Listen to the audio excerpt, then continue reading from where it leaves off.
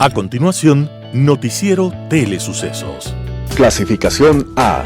Apto para todo público. Un noticiero pensado para usted porque se lo merece. Nos acercamos a la realidad desde diferentes perspectivas. Noticiero Telesucesos. Primera parte del Noticiero Telesucesos con las noticias más importantes del día. Bienvenidos a su Noticiero Telesucesos. Este espacio informativo llega gracias a Preescolar El Parque. Estamos seguros de ser únicos por haber creado un lugar especial en que las fantasías de los niños se hacen realidad y haber desarrollado un lugar excepcional para crecer, aprender y ser felices. Con orgullo tenemos la certeza de que somos el centro de desarrollo infantil más avanzado de la ciudad. Comuníquese al 099 73 72 081. Sean ustedes bienvenidos a su Noticiero Telesucesos. Un día como hoy. Estamos en Nuremberg, Alemania, año 1828. Por las calles aparece de repente un joven extraño, de noble apariencia, pero vestido de humilde campesino. El extraño personaje lleva entre sus manos una nota dirigida al alcalde del pueblo, que dice lo siguiente. Capitán, hace 15 años este muchacho fue abandonado en mi puerta. Soy un pobre peón y no puedo alimentarlo. Este joven nunca ha salido de mi choza. Es para su servicio. Si usted no puede atenderlo, mátelo o cuélguelo de la chimenea. El joven vestía una camisa que, aunque deshilachada, era de seda muy costosa, como solo los nobles podrían tenerla. Decía llamarse Gaspar Hauser y había vivido encerrado, sin conocer siquiera el rostro de la persona que le entregaba la comida en medio de la oscuridad. Este joven se vio rodeado por la leyenda en Alemania y en toda Europa, y cuando le preguntaban sobre su pasado, respondía siempre con la misma frase. Me llamo Gaspar Hauser y quiero ser soldado como mi padre. Esa era la única frase que le había enseñado el desconocido personaje que lo había mantenido encerrado toda su vida. Pero en poco tiempo, Hauser aprendió a hablar y a leer y a escribir, y pudo contar su vida entera, de cómo pasó atrapado en un calabozo sin conocer a su cuidador. 5 años más tarde, también en forma misteriosa, después de escapar de varios atentados, fue acuchillado. Dicen que Gaspar Hauser era un príncipe sacrificado para impedir su acceso al trono, pero nunca se sabrá. Hoy, su nombre y su vida toda, como su muerte, siguen sumidas en el misterio. Y había llegado caminando, solitario, por las calles de Nuremberg un día como hoy, 26 de mayo de 1828. Y desde entonces, sus pasos se siguen escuchando en esos territorios tramposos de lo desconocido y lo imposible, aunque real. Las principales noticias del día. Noticias del día. ISA anuncia movilizaciones indefinidas desde el 13 de junio. A la misma hora que Guillermo Lasso proclamaba su informe a la nación, Leonidas Issa, presidente de la CONAIE, convocó a las organizaciones indígenas a reunirse en la Casa de la Cultura Ecuatoriana para ofrecer un discurso paralelo. Una mirada a los 200 años de independencia fue el nombre del evento, que contó con la participación de los asambleístas del ala rebelde de Pachacutic y el consejero del Consejo de Participación Ciudadana y Control Social, David Rosero. En su intervención, Issa anunció que el 13 de junio del 2022, el movimiento indígena protagonizará un paro nacional indefinido. Pidió a los otros líderes indígenas que las fiestas del Inti Raymi se pospongan una semanita más para iniciar el levantamiento desde el 13 de junio. Esto significará estigmación, criminalización, en muchos casos encarcelamiento y hasta pérdida de la vida. Estando conscientes de aquello, les tomaría la palabra de si vamos a avanzar en esta movilización. Instigó Issa a los dirigentes de las diferentes organizaciones que apoyaron la medida.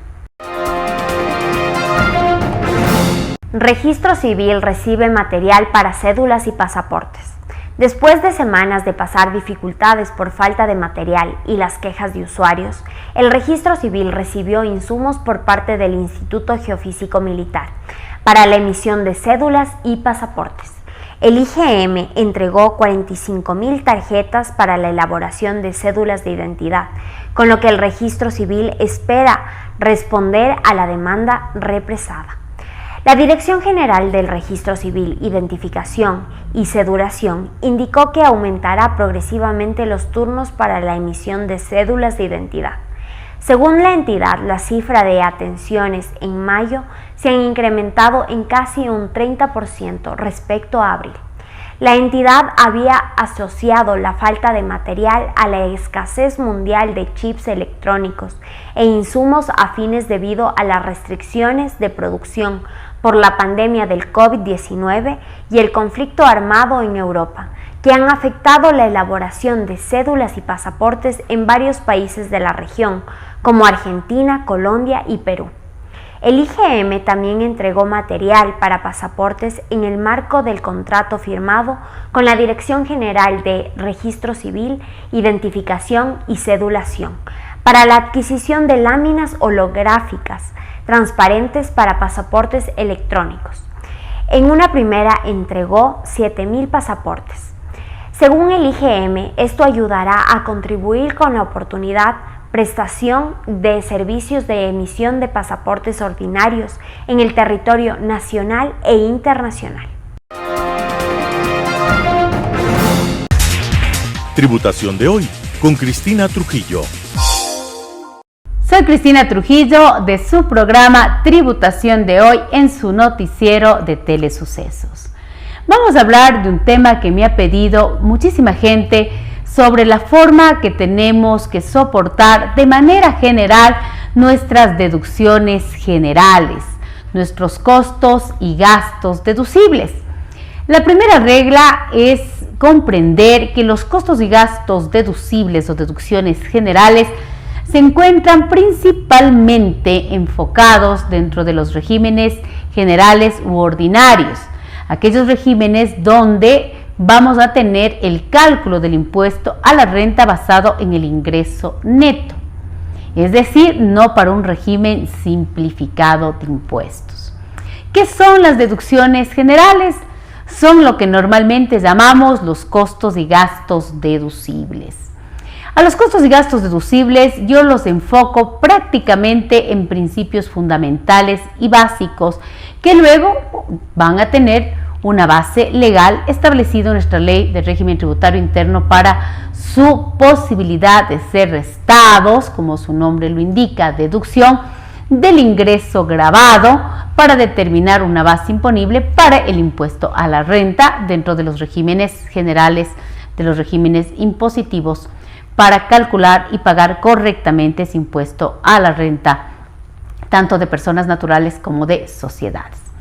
Un costo y un gasto debe ser real, legal, tiene que ser formal, tiene que ser imputable. ¿Qué quiere decir que tiene que ser real? Que tiene que tener una realidad económica, que el bien o el servicio tiene que haber sido trasladado, prestado, soportado adecuadamente. Tiene que ser formal, tiene que estar con todos los documentos de acuerdo al reglamento de comprobantes que corresponda, porque usted está también dentro de una legislación local, pero también puede tener costos y gastos del exterior. Tiene que ser imputables los costos y gastos deducibles, es decir, generadores de ingresos. Siempre cuando yo enseño en las maestrías o cuando yo enseño en los gremios profesionales donde soy profesora de tributación, siempre enseño estos principios básicos de los costos y gastos o las deducciones generales en los regímenes impositivos generales u ordinarios, que los costos y gastos tienen que ser reales, imputables, formales, tienen que ser costos y gastos que tengan esa formalidad, esa esencia económica. Nuestra ley de régimen tributario interno, principalmente en el artículo 10, establece el concepto de deducción general. Todo costo, gasto e inversión que me ayuda a obtener, a mantener, a mejorar ese ingreso de fuente ecuatoriana que no se encuentra exento. Yo genero siempre una ecuación, un principio tributario de causa y efecto. a ingreso grabado, costo y gasto deducible, a ingreso exento, costo y gasto no deducible. Los costos y gastos son necesarios para obtener estos ingresos grabados, a generar adecuadamente esta base imponible. Nuestros costos y gastos tienen que pertenecer a ese giro del negocio y cumplir cada una de las formalidades, de los requisitos que establece nuestro marco regulatorio en materia del impuesto a la renta. Por ejemplo, si en nómina me dice que se tiene que aportar al IES 100% para la deducción del costo y el gasto, pues se tiene que aportar al IES sobre las remuneraciones normales y pecuniarias. Si me dice que en materia de depreciación, aparte de cumplir con la técnica contable, con la naturaleza del bien y con la vida útil, pero sin superar el límite máximo establecido para la deducción del artículo 17 o del artículo 28, numeral 6, literal A del reglamento fiscal, pues hay un límite de deducción. Es decir, que nuestra norma fiscal nos da los lineamientos para que esos costos y gastos sean deducibles. Deducible quiere decir que se puedan restar y que sean necesarios para generar, obviamente, ese ingreso grabado y usted pueda determinar adecuadamente esa base imponible y a la vez ese impuesto a la renta causado. De esta manera, usted también puede evitar riesgos innecesarios y a la vez también puede generar de manera adecuada el pago correcto de su impuesto a la renta en base a ese marco regulatorio que se encuentra vigente. Soy Cristina Trujillo, recuerde, de su programa Tributación de Hoy en su noticiero de Telesucesos. Un panorama de noticias para su estatura intelectual.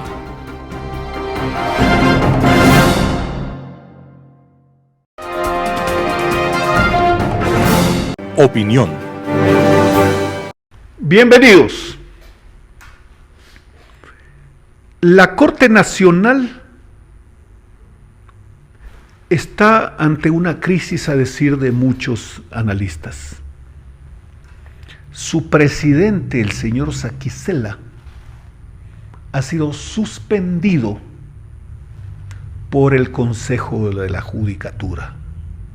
Él y otros más o menos leen el camino a recorrerse por la denuncia que le han presentado, que seguramente será o terminará en una destitución.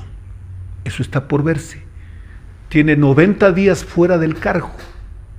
Ha presentado un recurso, una acción de protección y le fue negada ipso facto. Los presidentes de las cortes provinciales salieron a respaldarlo. A ver, este no es un club, este no es un equipo de ningún tipo de deporte. No, el presidente de la corte primero no es jefe de ellos. El órgano administrativo es el Consejo de la Judicatura, que dicho sea de paso, yo le he comentado en este programa, en esta opinión, programa de opinión, de que no tiene mayor sentido de existir. Sí, pero existe. El presidente del Consejo de la Judicatura ha dicho que es una gran lección, y claro, suena bien eso, una gran lección que entiendan los ciudadanos que nadie está exento de la ley. Yo estoy absolutamente de acuerdo. Sí, ya pasó esa temporalidad de que había uno que decía, me refiero a Correa, por supuesto, de que él es el presidente de todas las funciones. Por eso les quitó el nombre tradicional que viene de la Revolución Francesa, que es el poder judicial, el poder legislativo, el poder ejecutivo. No, ahora son funciones del Estado y tiene un gran jefe, según decía él. Pero bueno, eso ya pasó. Vale hacer una precisión, estimadas amigas y amigos.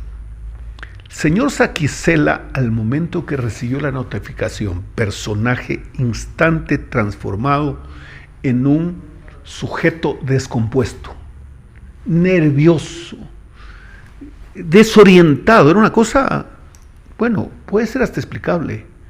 Yo no quiero de esto hacer una acusación, porque no me nace, pero descompuesto. Dijo, tomen en cuenta que esta tarde se está resolviendo el tema en Santa Elena del señor Glass. A ver. O sea, hizo la insinuación de que a él lo mandaban a descansar precisamente porque querían, nunca dijo quién, que el señor Glass logre que no le revoquen el habeas corpus. Esa fue la no insinuación, lo dijo en forma enfática, hasta llegó a decir luego de que él ha sido el artífice de que eso ocurra en la corte. A ver, ¿de qué manera? ¿Que tuvo alguna interferencia? No puede. No hay jefes en la función judicial. Los jueces de alzada no son jueces de los jueces inferiores. No. Hay instancias de reacción, una apelación, una aclaración, etc. Luego dijo el señor Saquicela de que están en contra y que con su salida, lo que va a fracasar es el pedido de extradición hecho al Reino de Bélgica. ¿Se dan cuenta, señoras y señores? Pero solo quiero decirles a ustedes, ¿alguien sabe si envió el pedido de extradición el señor Saquicela? Lo que sí estamos seguros que cuando lo anunció, no lo había solicitado todavía. ¿Qué fue lo que provocó eso?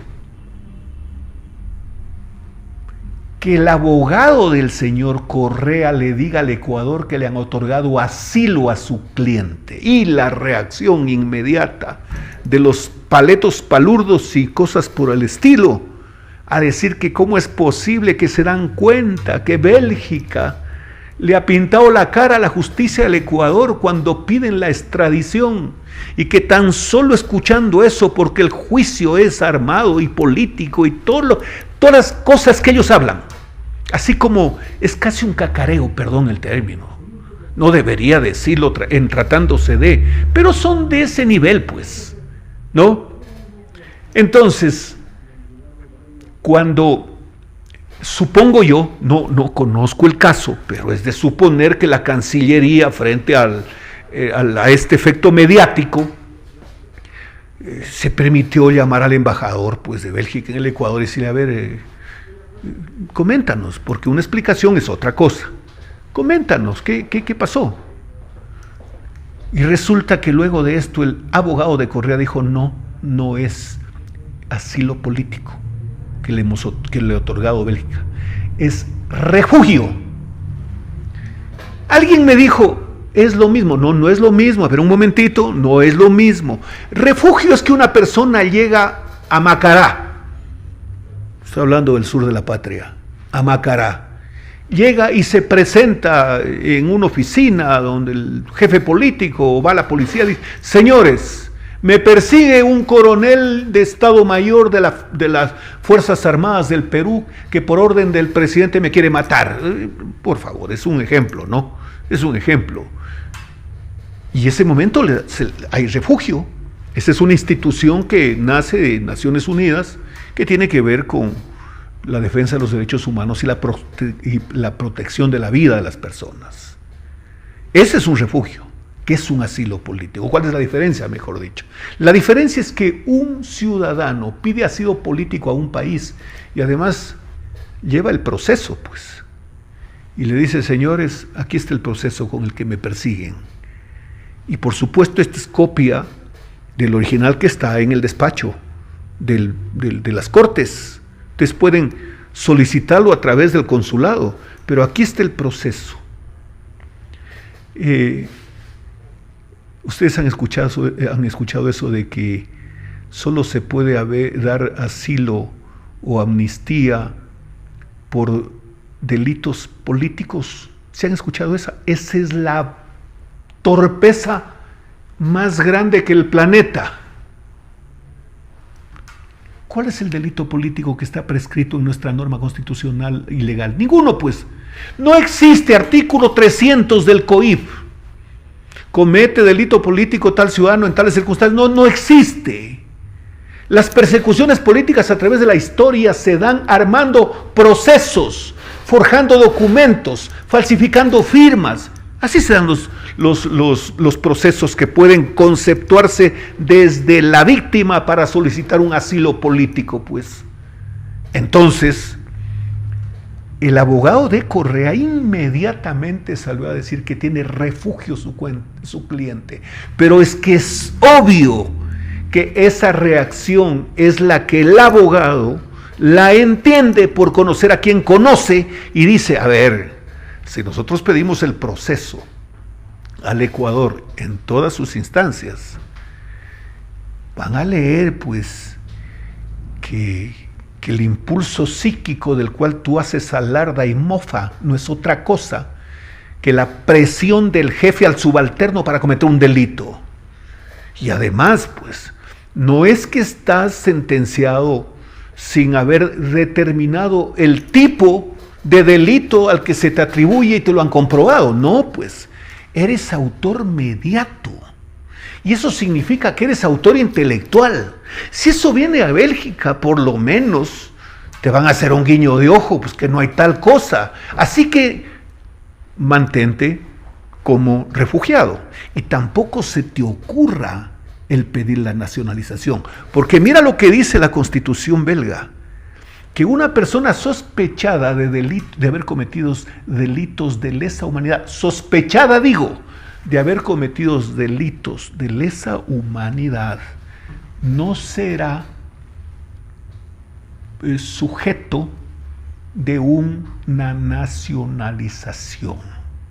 Señoras y señores, qué gusto haber estado con ustedes. Nos vemos la próxima semana. Opinión. Saludos cordiales, amigas y amigos.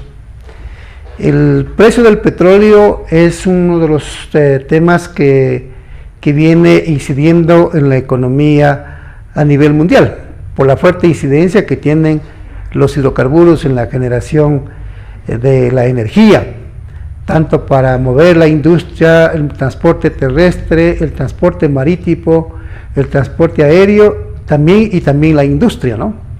No es que la industria a nivel mundial ya ha prescindido de los hidrocarburos, los sigue utilizando a los hidrocarburos para la generación eléctrica, para la generación energética, y también en el sector público. Hay ciudades en el mundo que todavía utilizan el diésel, por ejemplo, para la generación de energía termoeléctrica, ¿no? Así que el petróleo y sus derivados siguen influyendo fuertemente en el mercado. En el caso del Ecuador, el precio del barril del petróleo prácticamente casi se ha duplicado, como lo vemos en el gráfico. Miren que en agosto del año 2021 tuvimos un precio de 61, a septiembre fue de 64,59, al mes de octubre del año 2021 fue de 73,80, al mes de noviembre bajó un poco a 68,48, y en el mes de diciembre estuvimos hablando de 59,85. Ese es el precio, por ejemplo, que está regulado para este año en el presupuesto general del Estado. No está regulado, sino que está definido. Ese es el precio definido. Eso es el ingreso que se tiene en cuenta para el manejo del presupuesto, para las finanzas públicas. En el mes de enero del presente año ya subió a 77,39. En el mes de febrero el precio del crudo ecuatoriano estuvo en 84,37. En el mes de marzo subió todavía más, $99,76. En abril estamos hablando de 94, y la tendencia de mayo estamos hablando de 97 para este mes de mayo. Entonces, miren ustedes que, querida audiencia, allí está la forma como ha subido el precio del petróleo. Y vuelvo a repetir que para el presente año, para el 2022, el precio del petróleo se definió en $59 con 15 con 2 centavos, una cosa así. Es decir, cerca de los $60. Entonces, la pregunta que nosotros le hacemos al señor ministro de Economía y Finanzas, que el país demanda de una explicación detallada hacia dónde mismo están yendo los recursos del incremento del precio del barril del petróleo. Hay alguna gente que por falta de información está especulando que a lo mejor se está haciendo una recompra de la deuda pública con los ingresos extraordinarios del precio del barril del petróleo, es decir, comprándole los bonos a los tenedores de los bonos, y eso realmente la gente le genera un estado de ánimo de molestia. Entonces yo creo que el señor ministro debe decirle al país exactamente de cómo se están destinando los recursos por los ingresos extraordinarios del incremento del precio del barril del petróleo. Esta es una información que demanda el país, ¿no? Porque, como digo, un precio que está cerca en el presupuesto de $60 y que ahora está en 95, 99 dólares, los ingresos que está recibiendo el Estado del crudo ecuatoriano, porque nos estamos refiriendo al precio del crudo ecuatoriano, no al precio del WTI. El precio del WTI con relación al crudo ecuatoriano hay un incremento de 2 o 3 dólares en algunos casos, ¿no? En otros casos menos, pero claro, en el caso del crudo ecuatoriano, en las últimas ventas que se ha hecho, se ha mejorado el precio porque hay una política de Petroecuador de prescindir de los intermediarios, ¿no? Petrochina es un gran intermediario en la comercialización del crudo, entonces se gana recursos por la intermediación, se gana recursos por el castigo que le pone al crudo ecuatoriano, en fin, entonces son ingresos que realmente son perjudiciales para el Estado ecuatoriano por esta intermediación en la comercialización del crudo. Pero de las últimas ventas spot que ha hecho el actual señor gerente de Petroecuador, el ingeniero Ítalo Cedeño, por ejemplo, de una venta a Petroperú, por ejemplo, allí fue una venta directa como debe ser, porque Petroperú tiene plantas de refinación y entonces directamente lleva el petróleo a sus plantas, ¿no? Entonces no hay intermediación y en ese sentido mejora el precio, ¿no? En el caso de otra venta con otra empresa norteamericana, asimismo es una empresa refinadora, y Petroecuador vendió el crudo sin esa intermediación.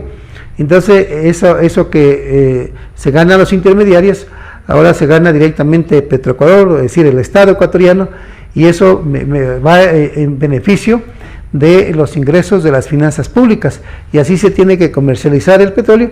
Bueno, en esa materia ya la tiene claro las autoridades de Petroecuador, porque son personas que conocen el área petrolera, son formados en el área petrolera, tienen experiencia en la actividad petrolera, en fin, han seguido cursos de posgrado en esa materia y también han estado prestando servicios a nivel internacional, entonces saben, y como este es un tema que siempre se lo he dicho, de que es la intermediación la que le causa un enorme perjuicio a la comercialización del crudo ecuatoriano, entonces el adoptar políticas, ¿no?, y hacer la venta directa a empresas que tienen plantas de refinación, se los quita de la mitad a la intermediación comercial. Menos castigo para el crudo ecuatoriano y un mejor premio, que significa en última instancia, haciendo un análisis de los dos, sea un castigo menor en el precio y de mejor premio por la venta de un barril de petróleo. En definitiva, eso significa de que el margen de ganancia o el diferencial del precio del barril del petróleo disminuye. Es decir, no es un castigo tan alto, no es un descuento tan alto como se lo ha venido manejando, en el gobierno de Correa y en el gobierno de Moreno, con estos contratos con las empresas chinas. No es que se ha prescindido de esa entrega del petróleo a China, ¿ya?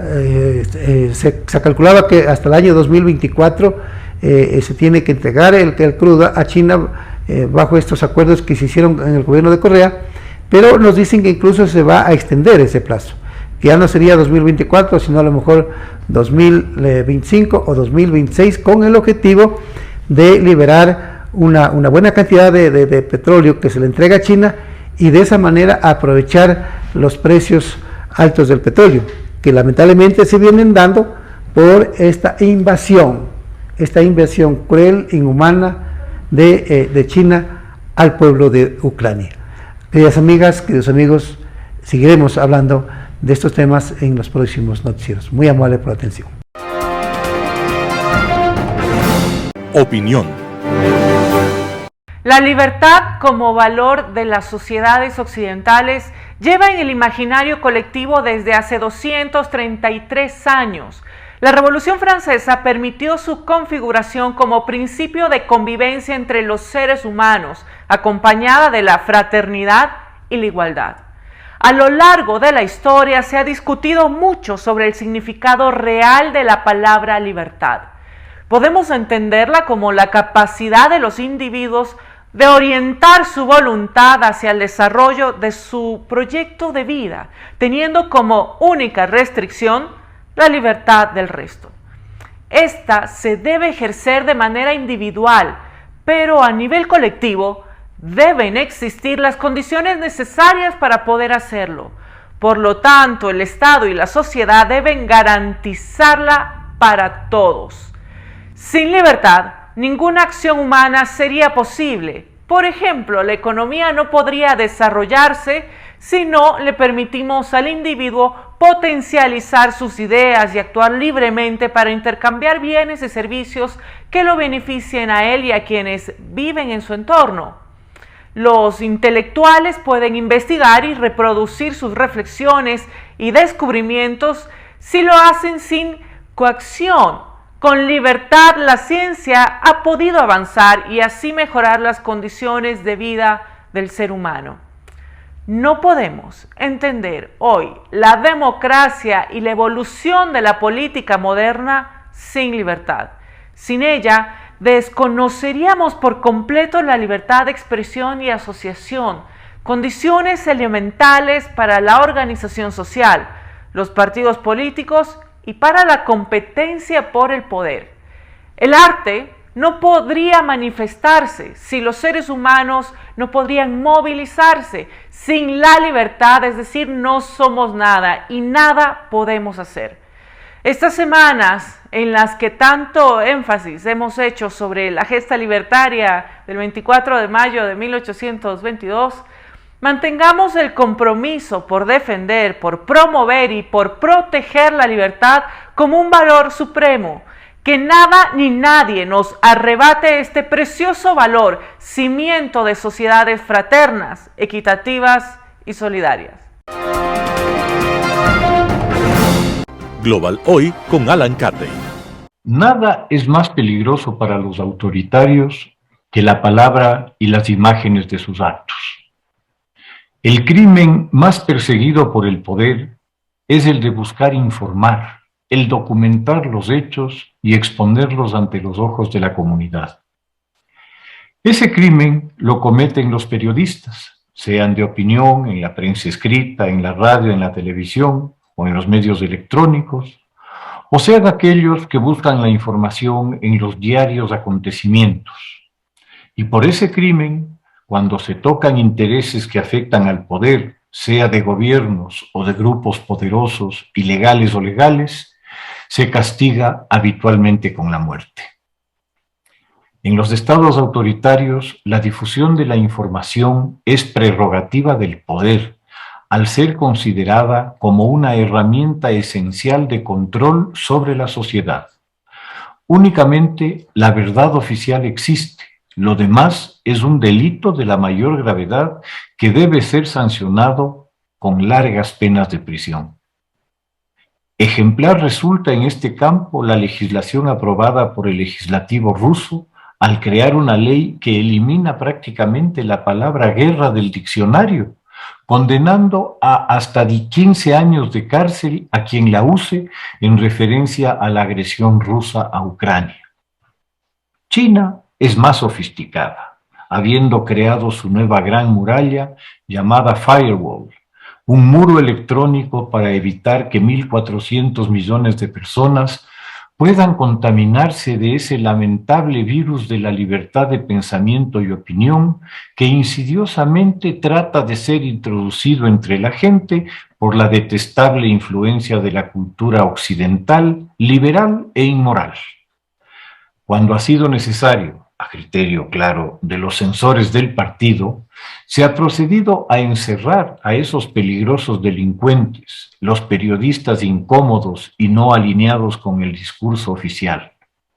Hong Kong ha visto en un tiempo muy breve y aprovechando la pandemia, la desaparición de su otrora activa prensa libre, reemplazada hoy por el pesado dogal de la información del gobierno. Hace 100 años, Hitler escribía con mucho detalle sobre la importancia del control absoluto del Estado de toda la información, siendo un pionero en este ámbito, elevando la gestión informativa estatal al rango de ministerio y nombrando a uno de sus más destacados colaboradores, el doctor Joseph Goebbels, como ministro de propaganda. Tan cercano era Goebbels a Hitler que es el único de los jerarcas nazis que acompaña a Hitler en el búnker, su último refugio en el Berlín de 1945, hasta en la muerte, al suicidarse él y su esposa tras envenenar con cianuro a sus 5 hijos. En el totalitarismo bolchevique que se impone en la Unión Soviética, el desvío de la línea oficial es un acto de traición que se castiga o con el misericordioso fusilamiento inmediato o con la lenta muerte en los omnipresentes gulags. El avance paulatino del fascismo en toda Europa, en Italia, en España, en buena parte de la Europa oriental, adopta desde el primer día el control absoluto de la prensa y la consecuente represión de las libertades ciudadanas de opinión e información. Las dictaduras latinoamericanas desde siempre han sido entusiastas persecutoras de esas peligrosas libertades. Recordemos nada más acá en Ecuador la implacable persecución de García Moreno a su crítico más valiente y capaz, Juan Montalvo. Todos los tiranos que la frondosa narrativa literaria latinoamericana nos relata ejercen una muy enérgica actitud ante la prensa crítica, como lo demuestran repetidamente Trujillo, Batista, Somoza, Pinochet o Videla y sus herederos actuales Ortega y Maduro. El caso cubano es particular por su duración y persistencia en la imposición de un relato surrealista para mantener en la oscuridad a su pueblo por más de 60 años. Ante la creciente resistencia del pueblo cubano a seguir tragando las piedras de molino de la propaganda estatal y su decisión de salir a protestar por las viles condiciones en que la dictadura los condena a vivir, acaba de aprobarse un nuevo código penal, si cabe, mucho más severo contra los que tengan el atrevimiento de cuestionar de cualquier manera al gobierno y al partido. Se trata de una nueva carta negra para evitar, a través del terror judicial, cualquier disidencia o expresión de oposición al régimen. Esta lamentable realidad del autoritarismo en el mundo hace que en aquellos países donde todavía es factible el ejercicio de esas temidas libertades, sea indispensable señalar las amenazas y las agresiones que contra ellas suceden, no solo en los estados abiertamente autoritarios, sino, más todavía, en aquellos que se precian de democráticos y de que esos principios y esas libertades que proclaman defender son efectivamente protegidos y mantenidos.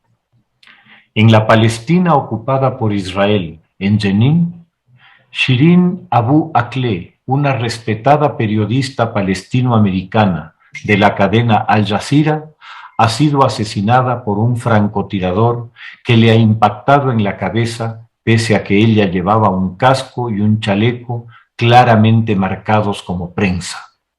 Estaba cubriendo la noticia de un raid del ejército israelí en la localidad de Jenin, en medio de la reciente y recurrente escalada de violencia entre Israel y Palestina. Las desafortunadas declaraciones a la radio del ejército israelí del brigadier general Ran Konchaf, citadas por el Washington Post, nos dan la medida de esa percepción de que el ejercicio periodístico es una amenaza para el poder. Afirma el alto oficial israelí que la periodista asesinada se hallaba filmando en medio de un grupo de palestinos armados y matiza, estaban armados con cámaras. Ser más explícito, imposible. La cámara, la entrevista y la pluma definidas como armas y quienes las usan, por consecuencia, como peligrosos individuos armados a los que es lícito, de ser necesario, eliminar. Esta postura, al parecer oficial por parte del ejército y gobierno de Israel, explicaría por qué, de 1992 a hoy, 19 periodistas hayan sido asesinados mientras realizaban su cobertura noticiosa. Por pura casualidad, de esos 19 periodistas, 16 eran palestinos. No existe un solo detenido por esos asesinatos, ninguna investigación, ni, al parecer al menos, el menor interés por averiguar qué sucedió. En un Estado que se precia de ser el único democrático de todo el Medio Oriente, el único Estado de derecho en la región, esto resulta, además de inaceptable, vergonzoso. Las declaraciones del gobierno israelí sobre la necesidad de una investigación imparcial, luego de las 16 experiencias anteriores, resultan muy poco creíbles y muy justificada la negativa de la autoridad palestina de entregar el proyectil que mató a la periodista a unas autoridades que a lo largo de 30 años, al menos en torno a una evidente y constante agresión contra lo que califican como sus enemigos, han demostrado una indiferencia y negligencia absolutas. Con tal visión, imposible que nos sorprendamos por la eternización de un conflicto que lleva ya más de 80 años en curso. Para colmo, las imágenes de la agresión de las fuerzas de seguridad israelíes atacando a los portadores del féretro de la periodista mientras la trasladaban a su lugar de descanso final, nos muestran hasta qué punto puede llevar el rencor y el odio. No he podido encontrar al autor de la cita que haré a continuación, pero que define claramente lo visto. La diferencia entre civilización y barbarie es el respeto con el que tratamos a nuestros muertos. Esa es una memoria que Israel no se puede permitir olvidar, pues sería traicionarse a sí mismo. Muchas gracias. Editorial. Seguridad. Lazo marchó en el mismo terreno por Martín Pallares, 4 pelagatos. De las 22 páginas que tuvo el informe a la Nación que presentó Guillermo Lasso en la Asamblea, 2,5 estaban relacionadas con el tema de la seguridad. Que una octava parte de su discurso haya estado enfocada en el tema que más agobia y preocupa a los ecuatorianos, según una encuesta, el 48% de los ecuatorianos dijo que la violencia es el peor problema del país. Podría parecer muy poco, a no ser que en ese espacio se hubiera anunciado decisiones y planteado definiciones de envergadura. ¿Lo hizo? En realidad, Lasso no dijo nada realmente nuevo sobre el tema de seguridad ni anunció un proyecto concreto para combatirla, más allá de lo que ha dicho en sus ruedas de prensa de los martes o en sus cuentas de redes sociales. ¿Qué consiguió en su viaje a Israel? ¿Qué le han ofrecido los Estados Unidos, que ahora el Ecuador es un socio geopolítico? Nada de eso dijo el presidente. Que haya dejado ese tema para casi el final es otra cosa que podría incluso ser interpretado como una forma de darle importancia, otorgándole la condición de colofón y remate de su mensaje. Pero tampoco. Lasso cerró con un tema relacionado con la gobernabilidad y dejó a la seguridad como penúltimo punto, el 13 y del 14 que trató. Lasso habló de la seguridad en 4 puntos: el narcotráfico, la delincuencia, la policía, las cárceles y las fuerzas armadas. Veamos: narcotráfico, sigilo evidente, la actual situación de violencia bajo el prisma presidencial se origina por una reacción de las mafias del narcotráfico a su decisión de reprimirlas y enfrentarlas.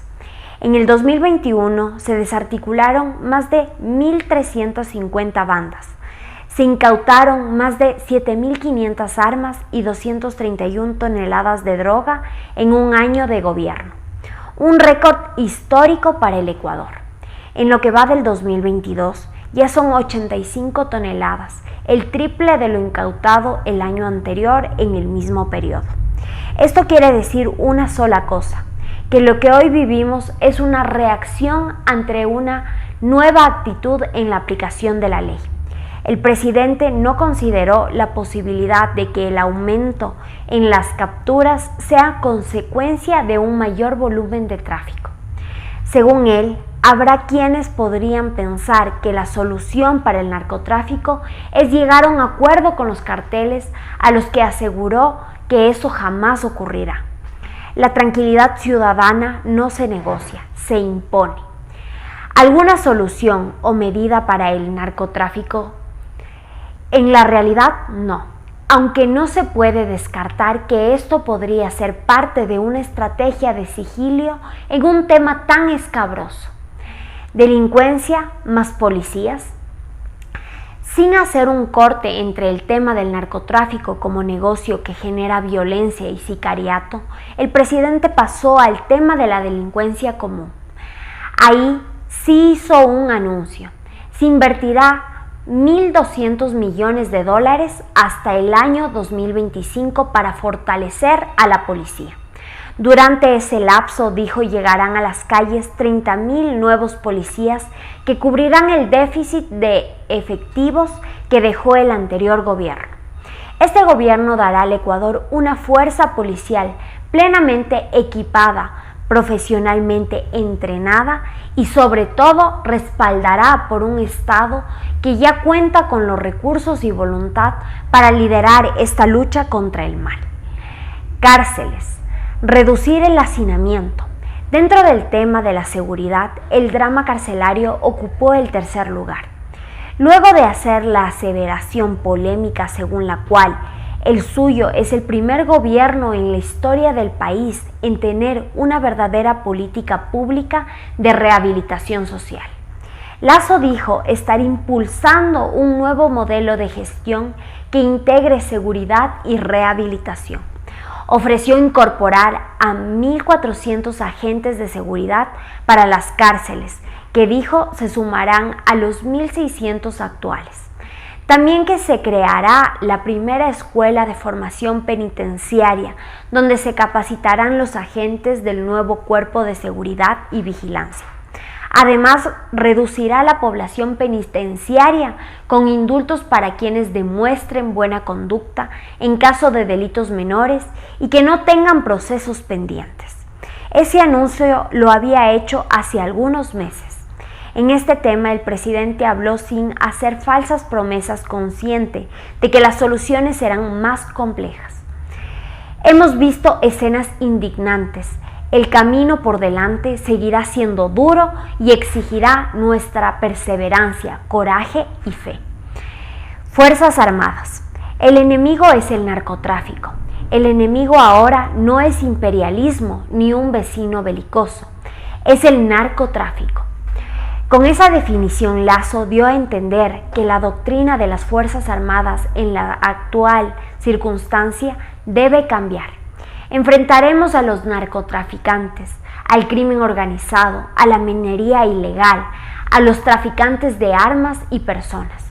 Por eso, este gobierno continuará fortaleciendo a nuestras Fuerzas Armadas bajo un enfoque adoptado a esta nueva época y a sus amenazas. El presidente no habló sobre la reforma institucional que debe haber para que las Fuerzas Armadas se dediquen a nuevas tareas. Sí dijo que el gobierno equipará mejor a los militares, pero no dijo cómo y tampoco anunció partidas específicas. Martín Payares, 4 Pelagatos.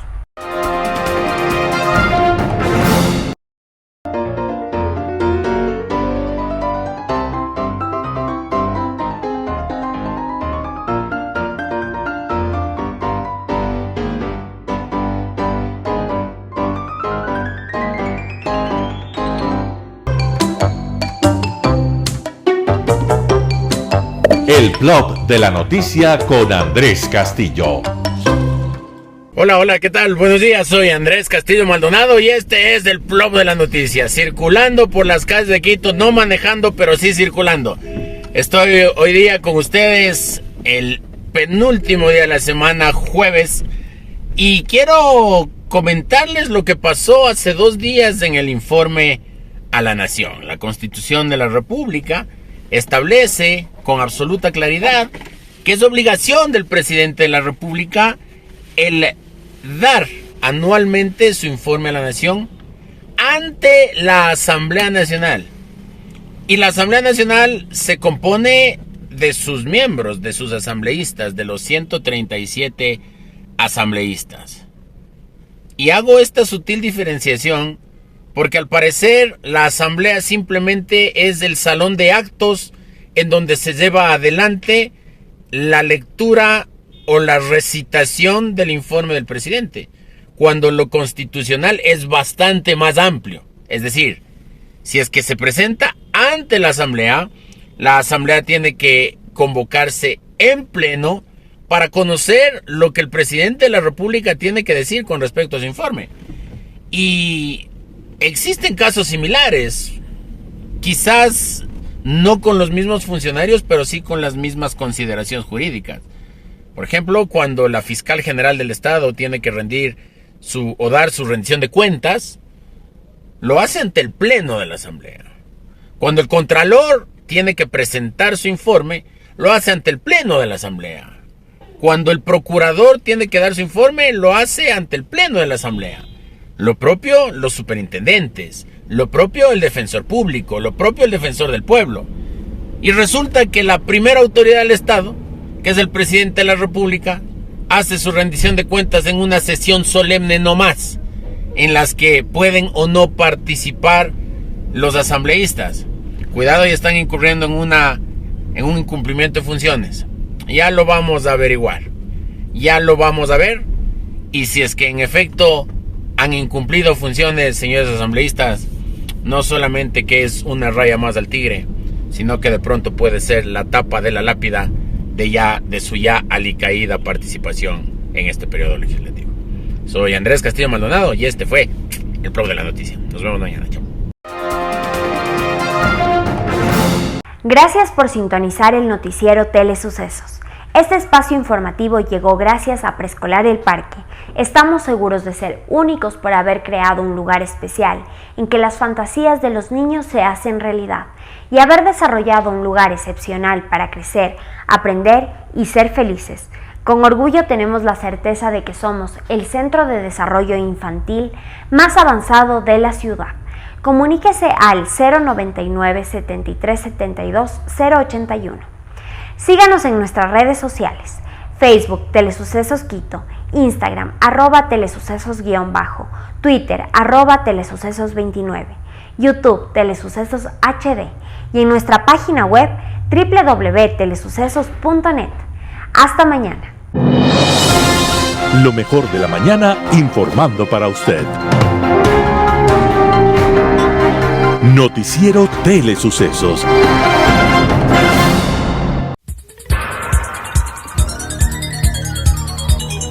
Las opiniones vertidas en este espacio por la producción y dirección del programa son de exclusiva responsabilidad de sus autores y de quienes intervienen en ellos.